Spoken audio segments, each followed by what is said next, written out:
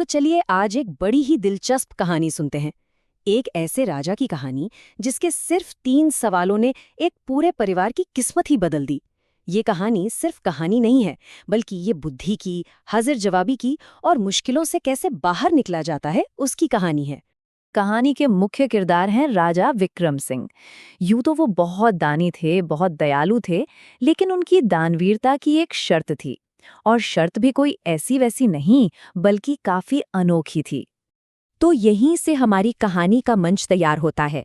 एक ऐसा राज्य जहां राजा से मदद पाने के लिए धन दौलत की नहीं, बल्कि तेज दिमाग की जरूरत थी।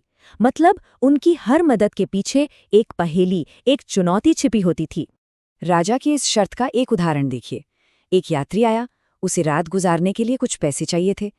राजा ने सवाल पूछा, लेकिन वो जवाब नहीं दे पाया। उसे पैसे तो नहीं मिले, हाँ, पर राजा ने उसे रात भर के लिए छत जरूर दी। मतलब राजा न्यायप्रिय भी थे। अब कहानी में एक नया मोड़ आता है। एक जरूरतमंद इंसान जो अपनी किस्मत आजमाने और राजा की इस मशहूर चुनौती का सामना करने का फैसला करता है। मिलिए किशन से। एक स्थानीय ब्राह्मण है जो अपनी बेटी की शादी की चिंता में डूबे हुए हैं।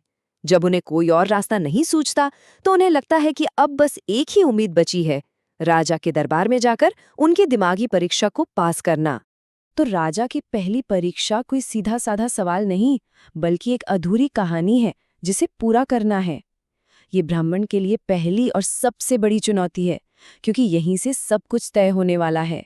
राजा एक सिचुएशन सामने रखते हैं, एक कहानी सुनाते हैं जिसमें एक राजकुमारी को 4 में से किसी एक को अपना पति चुनना है, और हर दावेदार में कोई ना कोई बहुत खासियत है। सवाल ये है कि आखिर चुनाव का आधार क्या होगा। अच्छा, तो राजकुमारी के सामने ये 4 दावेदार हैं।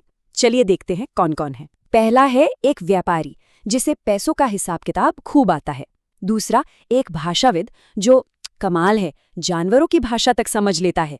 तीसरा है एक विद्वान जिसे सारे वेद शास्त्र कंठस्थ हैं। और चौथा है एक धनुर्धर जिसकी खासियत है शब्दभेदी बाण चलाना, मतलब आवाज सुनकर निशाना लगाना। सच में हर कोई अपने आप में एक से बढ़कर एक है।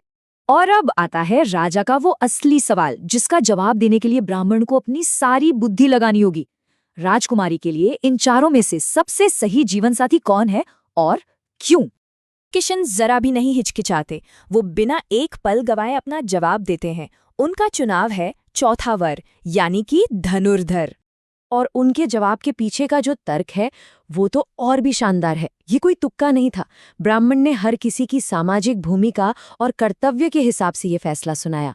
एक राजकुमारी जो कि एक क्षत्रियाणी है, उसके लिए एक क्षत्रिय योद्धा ही सबसे सही वर होगा। क्या बात है।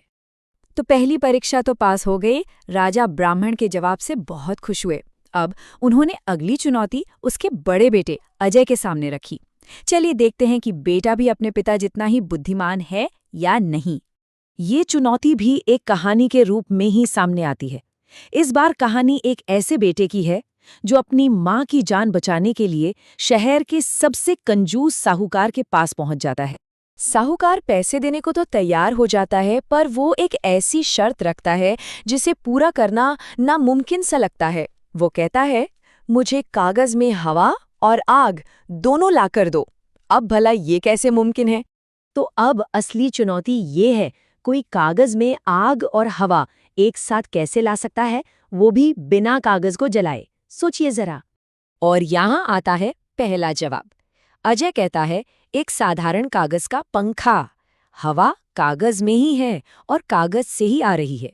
कितना आसान, फिर भी कितना चतुर जवाब। अच्छा, हवा तो आ गई, पर आग का क्या? तो दूसरा जवाब है एक कागज की लालटेन, जिसमें आग भी है और वो कागज के अंदर ही बंद है, बिना उसे जलाए।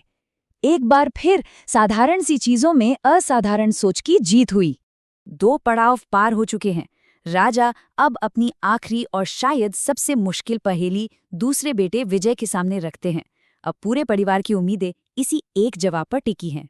ये आखिरी सवाल एकदम अलग है। इसमें कुछ बनाना या सुलझाना नहीं है, बल्कि इंसानी समझ और दुनिया को देखने के नजरिए को परखना है। विजय को शाम तक का वक्त मिलता है, लेकिन जब वो लौटता है तो उसके साथ 2 लोग नहीं, बल्कि सिर्फ एक ही आदमी होता है। राजा भी हैरान, क्या वो हार मान गया? और यहीं आता है कहानी का सबसे बड़ा ट्विस्ट। जवाब इतना चौंकाने वाला है कि कोई सोच भी नहीं सकता। वो आदमी गूंगा है। अब सोचिए, जो बोल ही नहीं सकता वो न तो कभी झूठ बोल सकता है और न ही कभी सच। एक ही इंसान में राजा की दोनों शर्तें पूरी हो गई। तीनों परीक्षाएं पास, तीनों सवालों के एक से बढ़कर एक शानदार जवाब देने के बाद अब पूरा परिवार सांसें थामे राजा के फैसले का इंतजार कर रहा है। राजा उनकी बुद्धिमत्ता से इतने ज्यादा खुश होते हैं कि वो उन्हें वो इनाम देते हैं जिसकी उन्होंने कल्पना भी नहीं की थी। वो सिर्फ मदद ही नहीं करते बल्कि बेटी की शादी की पूरी जिम्मेदारी खुद उठा लेते हैं। यही था उनकी बुद्धि का सबसे बड़ा पुरस्कार। ये कहानी हमें बहुत खूबसूरती से सिखाती है कि बुद्धि सिर्फ एक तरह की नहीं होती। पहला जवाब तार्किक सोच से निकला, दूसरा रचनात्मकता से, और तीसरा जवाब सवाल को ही एक नए नजरिए से देखने की कला से आया। और ये कहानी हमें एक बहुत जरूरी सवाल के साथ छोड़ जाती है।